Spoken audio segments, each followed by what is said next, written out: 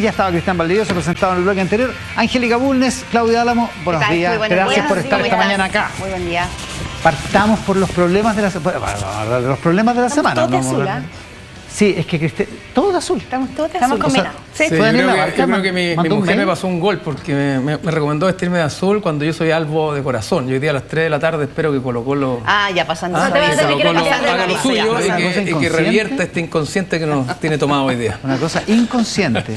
¿Será una cosa inconsciente lo de Lautaro Carmona con Janet Jara? No. Es consciente y deliberado. O sea, cuando uno, la verdad es que, bueno, hemos visto una semana que yo creo que simplemente cristaliza un cúmulo de tensiones que no son nuevos. No es que ahora nos dimos cuenta de que había una tensión entre Carmona y Janet Jara. Viene pasando. Esto viene pasando desde el día 1, esto viene pasando desde que hubo una fricción para elegirla como candidata presidencial en el Partido Comunista. Sí, pues. Entonces yo creo que esto hay que mirarlo cuando uno reportea el tema del PC. En el jarismo se preguntaban, ¿qué más quiere Lautaro para tomar la decisión? Es que hay que evaluarlo en tres capas. Esto no es una sola razón. A ver. Una capa, en las declaraciones del presidente del Partido Comunista, es la mirada crítica a Mario Marcel, que no es solo la mirada, no es nueva. Lo hemos dicho ya en todos nuestros programas de radio. Desde el comienzo del gobierno. Y claro, y fueron con documentos. De hecho, hubo una reunión de la Comisión Política del Partido Comunista con el presidente Gabriel Boric, en la cual en un minuto, según me relataba un alto dirigente del PC, el presidente le dijo, ¿qué opina usted de la política económica del gobierno? Porque ellos estaban... ¿En qué momento esto? Esto ha sido como el año pasado. Ya. Porque habían presentado muchos documentos desde la Comisión Política del PC de que sentían de que el gobierno, este gobierno de izquierda, no estaba entregando recursos para las necesidades sociales, fundamentalmente hospitales. ¿Ya? Cuando vino la crisis de hospitales, ¿se acuerdan ustedes? Por desfinanciamiento, listas de espera, vivienda, campamentos. Esos eran como los 3 puntos claves que estaba haciendo, además de sueldo mínimo en su minuto. Entonces, venía una tensión y dicen que cuando eligieron a Mario Marcel, que lo dijo el propio Guillermo Teller, claro, no lo dijeron, dijo. No, y le dijeron que siempre supieron que Marcel era muy tronco. Ese es el concepto. Tronco. ¿Qué significa tronco? Yo pensé que era tronco. No, tronco, sí, como un tronco. Duro de roer. O sea que estaba difícil pasarlo. Estaba difícil que un gobierno de izquierda se abriera a necesidades sociales. ¿Y por qué el Partido Comunista tiene esta crítica? Claro, duro, inflexible, digamos. No tronco como en el fútbol. Con una dirección clara. Entonces sienten que tampoco en este gobierno se hizo un cambio de la política económica, que era lo que el Partido Comunista esperaba en su alianza de Apruebo Dignidad muy al comienzo. Lo que no es raro desde el Partido Comunista es perfectamente legítimo. Legítimo, ha sido su política. Otra cosa es que igual era su gobierno. Ayer un militante comunista me decía una cosa que me pareció interesante.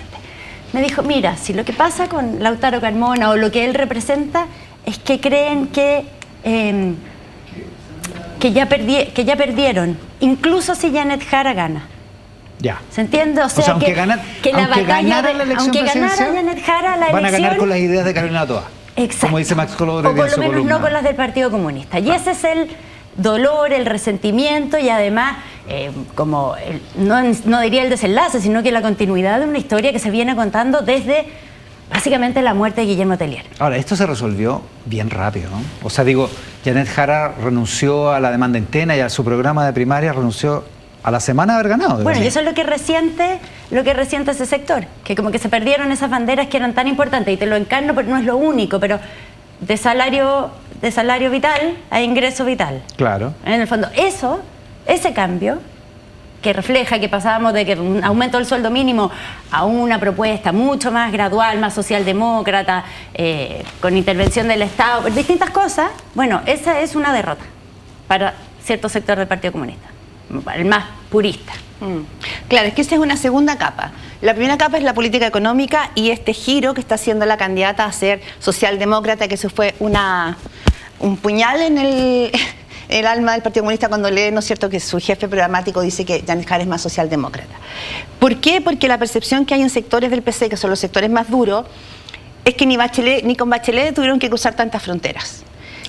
¿Tanto así? Sí, porque dicen que Bachelet era mucho más receptiva, que su espesor político le permitía entender bien las necesidades sociales, que incluso Andrés Velasco soltó más la billetera en algunas necesidades sociales que lo que pudo hacerlo ahora Mario Marcel. Bueno, objetivamente tiene razón, pero Andrés Velasco está enfrentando la crisis subprime, digamos. Sí, pero sienten que hubo ahí un gesto ahí una desde Michelle Bachelet que ella direccionó. Entonces, o sea, ¿fue más de izquierda el gobierno de Michelle Bachelet en términos económicos? Eso podría ser la ley. Pero incluso el 1, o sea, incluso comparado con el 1.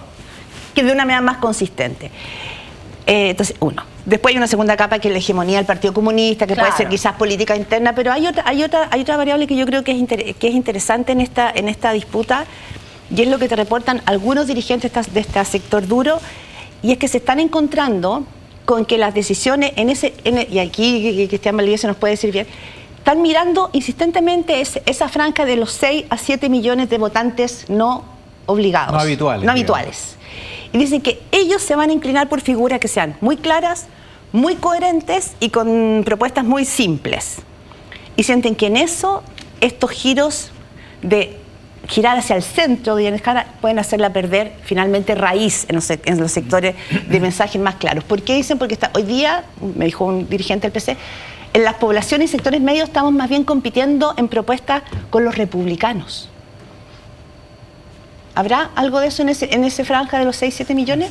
No, a ver, algo debe haber, pero yo creo que el problema más, digamos, político-electoral de toda esta trifulca que hay en el Partido Comunista, que a la gente no le importa, uno puede decir, mira, no afecta a Janet Jara porque ella no baja necesariamente la encuesta. El problema es que la termina afectando porque no logra subir, no logra poder instalar un mensaje, una narrativa distinta que le permita salir de este problema que está con un techo tan bajito. Fíjate, entonces la conversación en torno a su candidatura es una conversación política, aburrida, latera, las tensiones de los partidos políticos, las disputas entre los políticos y los partidos y el comando, y eso a la gente no le interesa.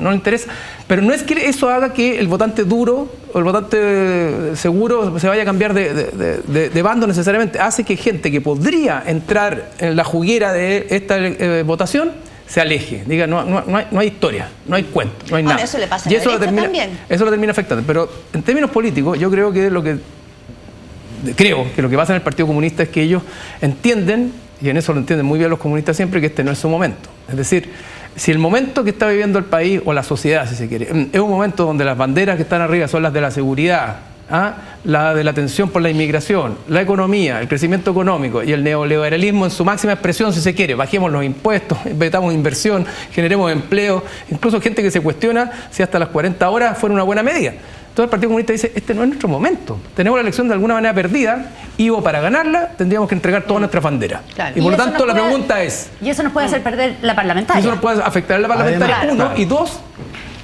a lo mejor estamos cultivando una candidata comunista descafeinada que va a terminar siendo una muy buena militante en el futuro del socialismo democrático, del Frente Amplio o de otro sector, o que nos va a venir a arrebatar ciertas banderas dentro del Partido Comunista y nos va a quitar de alguna manera las banderas principales, ¿verdad?, la autoridad y el control del partido. Entonces aquí yo creo que hay algo identitario. Que le fuera razonablemente bien, perdiendo, pero que le fuera razonablemente bien, tampoco sería una líder del Partido Comunista para el futuro, digamos. Podría no ser una líder del Partido Comunista, exacto, y podría afectar de alguna manera la elección parlamentaria. Entonces, o podría hacerlo. O podría hacerlo. Depende de quién gane la disputa y que finalmente se genera ahí una ruptura en un Partido Comunista y que aunque pierda, vuelva, ¿no es cierto?, y ella no llegue sola, llegue con una generación como Camila Vallejo, Carol Cariola, pero con Nicolás un Partido Comunista reformista en ese caso. Exactamente. También está ese tema dando vuelta internamente. Pero no es la mayoría del Partido Comunista hoy. No es la facción que controla el partido hoy día.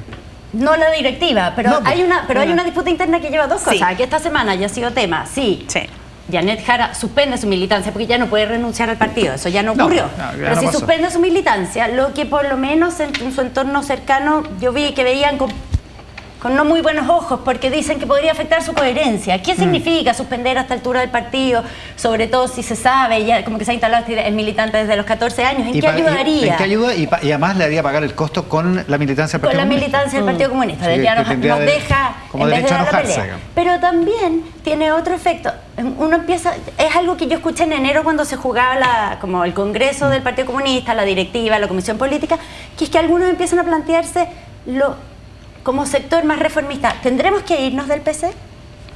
Como tendremos que dejar este partido del PC. Una eventual división, que no es algo como que haya un diseño, pero es algo que aparece, eso no aparecía habitualmente en el PC, aparece como en la conversación. Y por otro lado parece que también pertenecer al PC no es como pertenecer a cualquier partido político, es como, se parece más como a una religión. A una religión o una iglesia que con tiene que ver respeto, con tus filiaciones, tus amigos. Entonces no es tan sencillo y por eso también llama la atención de que igual aparezca como dentro de las conversaciones. Claro, porque la división eventual del Partido Comunista es una cosa que se discute, pero afuera del PC, pues. La discute la izquierda. La discute la centro-izquierda, porque dice, ¿qué es lo que va a pasar en el futuro? ¿Cuál va a ser el reordenamiento? Y hay algunos del socialismo democrático que te dicen, lo mejor que podría pasar es que se dividiera el PC y el sector que quiere ser más reformista, más socialdemócrata, se venga con nosotros. Eso claro, es lo que te pero dicen. no es tan sencillo porque tiene que... Pero hay no una es tan cosa, fácil, claro. Una cosa que va trasciende lo político, hay una cosa como una idea de vida, un colectivo que es distinto. Entonces eso lo hace muy difícil. Pero lo que sí es que Cristian dice, claro, esto no afecta a la gente común, la pelea entre Lautaro Carmona, que dijo y salió este otro, no le afecta, pero sí yo creo que importa la capacidad de autoridad que es capaz de ejercer la candidata. O sea, más allá de por qué es la pelea, cómo logra activar o desactivar las peleas la candidata. Ahí sí importa. Y también cómo logra estructurar el comando, que hemos visto que cómo está funcionando tu comando importa. Lo hemos visto en el caso de Evelyn Matei. Si tu comando está funcionando mejor o no, tiene impacto en una serie en todo tu diseño comunicacional y político. Entonces, ¿la nota? Aunque sea una cosa como que en el día a día seguimos como los que estamos como siguiendo atentamente la política, tiene efectos en cómo el resto de la candidatura se despliega. Sí, yo creo... ¿Dónde aparece? Hoy día pensé que era la nota de la tercera, pero no es. Que empieza diciendo que el comando está en marcha blanca. Por increíble que parezca. Claro, y dice, ¿dónde? acá no le pasa esto. No lo vi acá. ¿Ah? ¿Te acuerdas? Claro. Acá esto no le pasa. Lo dijo la propia candidata. Claro, lo dijo eso Janet pero Jara, acá no le pasa. Porque yo lidio con nuevo partido. Claudia. Pero hay un punto que tiene que ver no solamente con el ordenamiento de la planilla Excel de cada partido, tiene que ver con lo que ya se llama el relato, la narrativa. Un candidato que tenga que tener una buena narrativa tiene que ir caminando con todas sus huestes al lado, ordenados, apoyando, dándole un sostén que permita a la ciudadanía decir, bueno, aquí hay algo, acá hay una promesa de, comillas, gobernabilidad. Y eso no lo ha podido hacer Matei, y eso no lo ha podido hacer tampoco Janet Jara. Claro, con todo este ruido.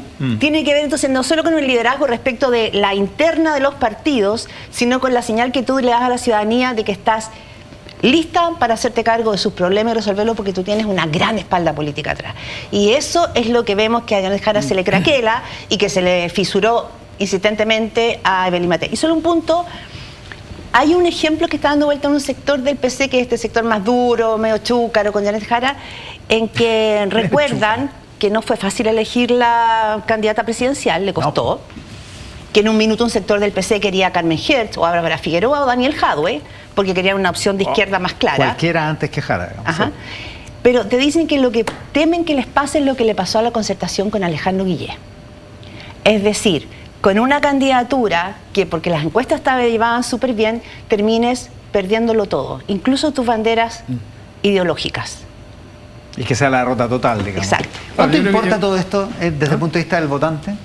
No, yo creo que importa porque por lo mismo que decíamos delante, es decir, el votante hoy día se pregunta qué es lo que está ofreciéndole Janet Jara al país, cuál es su propuesta de valor, de alguna manera, cuál es la razón por la cual podríamos votar por ella. Y lo que ve es un entorno que pelea, que discute, que se atenciona y donde el relato, la historia de los partidos políticos y la tensión entre el comando y la política. Por lo tanto, eso afecta, porque no logra conectar con otra conversación. Lo que Jara hizo, no puso ninguna propuesta en Jara la está mesa, hoy día en una gira nacional, que yo creo que incluso puede haber sido una muy buena decisión, porque en los foros a los que estaba yendo ni la querían ni la aplaudían, más bien iba a perder y a que le tiraran... Parece que el viaje en Concepción fue súper masivo. Pero ha tenido una buena gira, pero lo que se sabe no es lo que conecta con la gente en regiones, ¿verdad? Lo que cuenta de su mensaje, cuál es la historia. trayectoria, qué es lo que está ofreciendo, cuál es su programa de gobierno, por qué se está desplegando. Lo que se cuenta es lo que está pasando acá en Santiago, o entre México, donde estaba Carmona, y el Comando Central de Santiago. Entonces, es un problema. Yo creo que la pregunta de fondo acá, al final del día, es si la centroizquierda y la izquierda considera hoy día que Janet Jara es una buena candidata que tiene además potencialidad real de ganar la elección presidencial. Y yo creo que mientras no resuelvan esa crisis existencial, están medios complicados, pero yo diría, cortito, que al menos tienen que entender que es la mejor candidata que pueden tener para una parlamentaria que tienen difícil, y que la discusión de la segunda vuelta es posterior, porque la parlamentaria viene en la primera vuelta, sí, y necesitan empujar y apuntalar una candidata, sí, más que apalancarla o tirarla al suelo, porque la segunda vuelta, aunque la perdiera, ¿verdad?, viene después de la parlamentaria. Es la primera donde se juega el Parlamento. ¿Tú decías que en Concepción le fue muy bien? Parece que tuvo un acto bien multitudinario porque estuvo en Concepción. Es que también en Republicano estaban muy contentos con un acto en Villa Alemana de José Antonio Kast, que era pero multitudinario también, lo que me lleva a el Chao Préstamo. Es un error de José Antonio Kast porque hoy día habla Bernardo Fontaine, bueno, viene Bernardo Fontaine acá al programa, habla Jorge Quiroz en DF+, habla el propio José Antonio Kast en Republicano, y básicamente defienden el punto. Principalmente Quiroz y Kast. Mira, ahí era interesante porque una de las cosas que decían los republicanos esta semana, que tuvieron que salir a explicar mucho el asunto del Chao Préstamo. Como que no están acostumbrados a andar explicando cosas. No están acostumbrados y tuvieron que sacar el lunes 2 videos explicando, porque lo que decían es que les preocupaba mucho que se instale la idea, que dicen ellos es completamente una mentira, pero que hay muchos interesados que no van a permitir que suban las pensiones. ¿Ya? Pero dicen, a diferencia de lo que nos pasó en la candidatura anterior, en que con el tema del Ministerio de la Mujer tuvimos que salir a retroceder, tuvimos que salir, no, nos equivocamos, no vamos a terminar con el Ministerio de la Mujer y todo. Acá hemos tenido que salir a explicar cosas, pero no hemos retrocedido. No retrocedemos, sino que lo mismo que pasó con el tema de los decretos, de gobernar por decreto. Claro. Si ustedes se fijan, no salieron a retroceder, salieron a reivindicar su punto. Y dicen, es lo que hacen hoy, Quiroz y Kast hacen eso en los diarios. Chao Préstamo. Y yo escuchaba a Rodrigo Álvarez, que es uno de los descolgados de la semana, que ficha para la campaña de José Antonio Kast, que también reivindicaba el punto. Decía, no nos gusta el préstamo al Estado, no nos gusta este tema, vamos a buscar otro mecanismo de financiamiento. No le gusta la reforma de pensiones completa. Nada, sí. Ya, pero entonces dicen, no retroceden, sino que explican de alguna manera. Pero hay un punto que yo creo que es esencial en mucho de lo, y que quizás no tiene que ver con la lógica de los partidos, pero sí es una discusión en la academia, y es cuánto tú puedes retroceder derechos que han sido, en los cuales has ido avanzando como país. Y que la gente ya tiene expectativas. Claro. O sea, cuánto tú puedes, por ejemplo, hoy día revisar el aborto en 3 causales. No es un derecho adquirido, no fue una discusión del Parlamento, no hubo votación mayoritaria, no desfilaron por ahí cientos de vocerías distintas. ¿Cuánto desde el punto de vista político o desde el punto de vista de la legitimidad? Y social. Ya. O sea, tú puedes en tu campaña enarbolar, rebobinar derechos que fuiste ganando. Es decir, una discusión de una reforma previsional que sabemos lo larga que ha sido, lo compleja que fue, en que todos tuvieron que entregar una parte de su oreja, todos. ¿Tú puedes hoy día retrotraer algo que fue recientemente aprobado? Creo que es una pregunta válida respecto, ¿no es cierto?, de las propuestas de los candidatos. ¿Hay discusiones al respecto? Particularmente porque Chile Vamos ha sido, me parece que ha sido exitoso instalando la duda respecto de, no tanto la mentira de hoy aquí quieren bajar las pensiones, poco más o menos, que es cierto que el republicano está afectado por eso, sino desde el punto de vista de decir, lo que están proponiendo como reemplazo no garantiza realmente las pensiones porque se discute de año a año, en fin, varias cosas que son técnicamente plausibles, digamos. Sí, no, a ver, la pregunta es ¿para qué? ¿Por qué hizo esto republicano? ¿Cuál es la razón de fondo de tratar de clavar una bandera ya más identitaria, si se quiere, porque esas eran las causas que ellos defendían? Acuérdense que ellos no querían ni un peso de cotización para reparto o para préstamo. Y 2, de tensionarse nuevamente con Chile Vamos. Entonces la pregunta es, ¿quién está queriendo buscar realmente la unidad y encontrar los puntos en comunes? Chile Vamos, que son los cuestionados permanentemente porque resulta que dicen que ellos están criticando la candidatura de los republicanos, o republicanos que directa o indirectamente le tira a sus convitos al mundo de Chile Vamos, porque esto es eso, está cuestionando la reforma que Chile Vamos aprobó.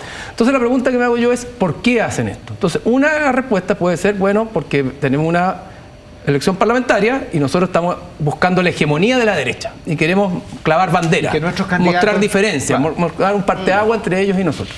Otra, que yo creo que son complementarias, es también la sensación de estar muy arriba en las encuestas, y eso es peligroso. El vértigo de estar arriba es lo que te hace entrar en aquellas cosas donde tú dices, ¿cómo me mantengo arriba de la ola? Tengo que estar todo el tiempo dando nuevas ideas o nuevas propuestas. Y ahí es donde te puedes meter en un problema. Yo creo que esto es un error en general de republicanos, porque además lo que hace es meter una discusión donde podría reabrir incluso desde la izquierda la discusión, bueno, rediscutamos toda la reforma de pensiones. Claro. Y si nosotros queríamos terminar con las AFP y cambiar el modelo y empezar a hacer de eso es lo que un digo, relato sí, para la futura oposición. Cosa de la que Jara ya retrocedió, digamos. Jara retrocedió, pero hacer de eso un relato para la futura oposición, decir, bueno, si vamos a discutir esto, discutámoslo todo de nuevo. Creo que es un problema en todo sentido, porque además enreda la situación. Fernanda Paul y José Tomás Santamaría, periodistas de DF+, le preguntan a Jorge Quiroz, coordinador económico de CAST, ¿y por qué lo hicieron esto? ¿Por qué quieren insistir? Y Jorge Quiroz dice, por un tema de principios. Porque no queremos que el día de mañana a alguien se le ocurra, por ejemplo, ocupar los fondos de pensiones para prestarle a Colco. Yo no sé de dónde se sigue eso de la reforma de pensiones, pero es lo que dice Quiroz.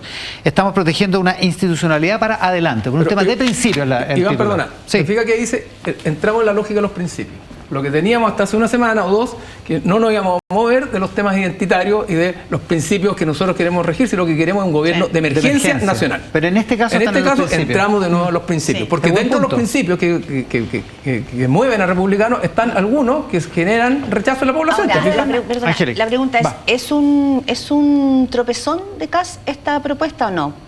O sea, me parece que es la primera vez que tienen que cambiar hasta el nombre al plan. Y que tienen que salir a explicar. Porque esto se llamaba Chao Préstamo y ahora se llama Te amo devolver tu plata. Claro, yo creo que cuando haces algo innecesario, muchas veces es un tropezón.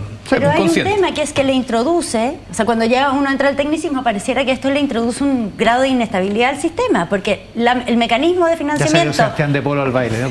Pobre embajador en Brasil. Y ahora desde los republicanos, ¿viste? Porque el mecanismo de financiamiento que están proponiendo, según lo que dicen hoy día varios economistas, es que habría que ir todos los años a pedirle al Congreso que lo apruebe. Entonces, todos los años estaríamos volviendo a abrir el debate previsional. Y eso claro, según los economistas de Chile Vamos, sería como es lo que hacen los norteamericanos cuando se les va a cerrar el Estado por el techo de la deuda, y tienen que suspender y no hay plata para pagarle a los parques nacionales. Claro. Eso. Entonces, introduciría un elemento de inestabilidad año a año. No es que solamente reabre la discusión. Si es que eso es así, te lo podría contestar Bernardo Fontaine, que va a estar en la próxima entrevista. Y hay otro argumento también, que es el de que es un beneficio definido, y de repente el beneficio definido lo encontráis poco, o la política lo encuentra poco, porque es mucho mejor un beneficio más alto, y entonces eso encarece todo. Ahora, el todo dato problema, es que Evelyn Matei se colgó de esto. Ayer vuelve sobre la carga, no suelta este tema porque se dio cuenta que aquí había justamente un hilito frágil, ¿no es cierto?, que había mostrado por primera vez la campaña de José Antonio Caz, que había sido muy coherente y sostenida como en una sola línea.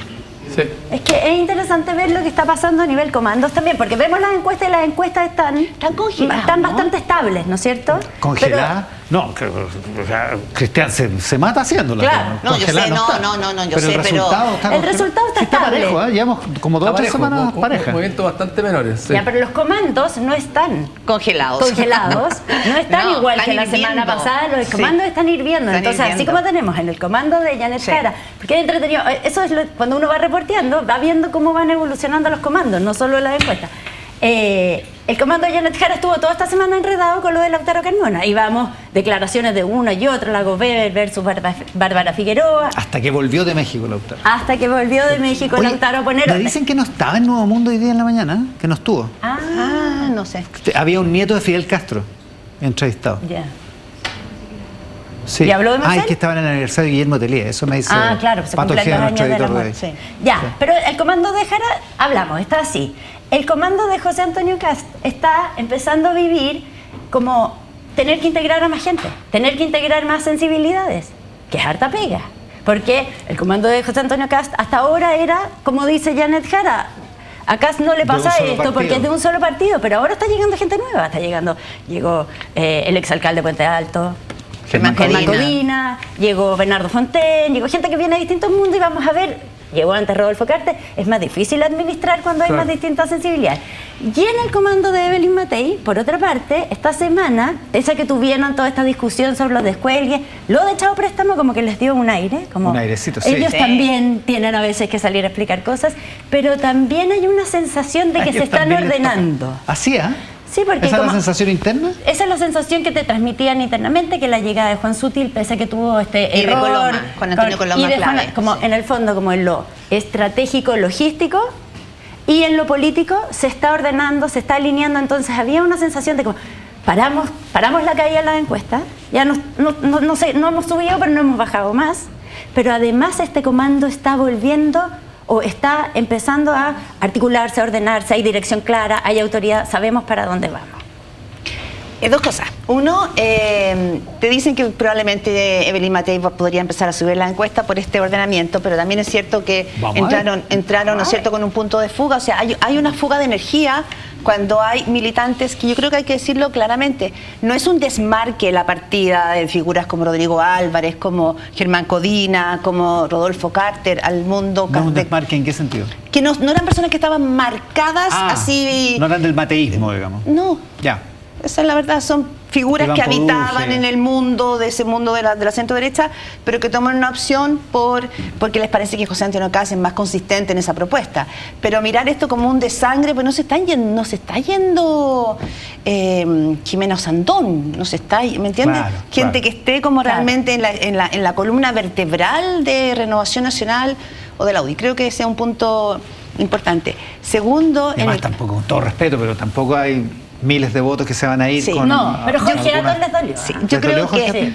yo creo que esta sensación como Es que de... era más bien moderado y Era como liberal. del piñerismo. Jorge Atón, sí, pero era el piñerismo. de sí, bocanadas pero- de oxígeno que uno puede sentir, pero pequeña, así como un bocanado de oxígeno, es que en el comando de Evelyn Matei creen que se podría instalar la idea, que lo ha dicho, por ejemplo, mucho Pepe Out en estos días, de que la idea inicial de una competencia entre Caz y Matei pudiera tener un saltito, en el sentido que si la situación de Jara se queda estancada, podría haber gente, un voto oculto de la izquierda, la centroizquierda, que debiera inclinarse hacia Matei. Entonces, eso como que ¿Podría? está dando vuelta en un sector de RN. ¿Podría? Puede ¿Podría? ser una hipótesis interesante, pero creo que lo de fondo es que busca, con esa hipótesis, lo que busca es evitar la confrontación entre Matei y Caz, entre otras cosas. Te fijas, decir, aquí el problema está entre nosotros y no está al frente, y a lo Sí. mejor hay espacio para todos, y todos podemos tener una oportunidad acá. Va a haber que ver hasta dónde efectivamente esto se puede verificar y hasta dónde se mueve en las encuestas. Ahora,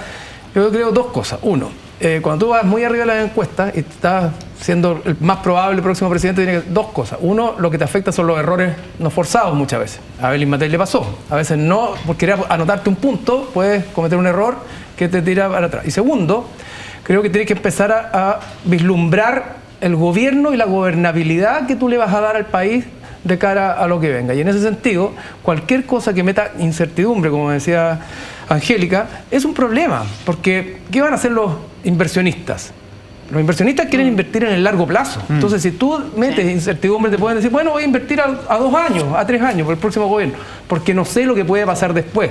Porque si nos vamos a ir bandeando de polo en polo, a la vuelta de la esquina puede volver un gobierno de la otro signo que venga a desarmar todas las propuestas o las promesas que se hacen en este minuto. Entonces creo que la lógica de la gobernabilidad en este minuto es muy relevante, porque ya sabemos, y la historia nos cuenta, que ganar el gobierno no es lo más complejo al final del día, sino que lo más complejo es gobernar. Parece no que lo alcanzamos a tiene hablar bien de mi ley, pero... Parece que Ahí lo tiene estamos bien viendo. claro el marido de la candidata, porque le da una entrevista a Olga Bustamante en la tercera, a Muy, Jorge muy Sormó. buena entrevista esa. Y el título, que es la última frase de la Sí. entrevista, es: vamos a tener menos paz social en un eventual gobierno de Caz que en un gobierno Un de Evelyn argumento que Matei. no estaba sobre la mesa. No, y lo pone Es un muy buen argumento. el marido de la candidata. O sea, ya lo último que nos Lo tenemos que ir. último, que en RN de repente digo, bueno, estas tensiones, dice, lo que está pasando en algunos sectores del comando es un poco de enojo porque siente que el republicano está muy soberbio, muy seguro de sí mismo. Y claro, que sienten que está muy poniendo las reglas. Dicen, nosotros tampoco podemos bajar la oreja porque no quiero que nos pase lo que le pasó al Partido Socialista, que tuvo que terminar de alguna manera bajando el moño frente al Frente Amplio y llegar después, ¿no es cierto?, a gobernar con sus equipos y con sus técnicos Y pagando todos los costos. y pagando todos los Y costos. una de A las propósito de eso viene Camilo Escalón. en el Entonces, siguiente ese es un bloque. punto Muy relevante. cortito. Y Sí. una de las estrategias de contención que Sí. están haciendo para evitar más descuelgues o como quieran llamarlo, que podrían venir más, es recordándole al mundo, por lo menos del piñerismo, cómo fue José Antonio Caz con Piñera y su gobierno. como activando, tocando esa tecla. Ni perdón ni olvido. Eso, Con Angélica Bulnes, exactamente. con Claudia Álamo, con Cristian Valdivieso, muchas gracias por compartir esta parte del domingo Muchas gracias, aquí Iván. en Mesa Central, en la mesa de análisis de nuestro programa en esta jornada, el último día de agosto. Estamos a punto de pasar agosto. Gestionar personas es desafiante,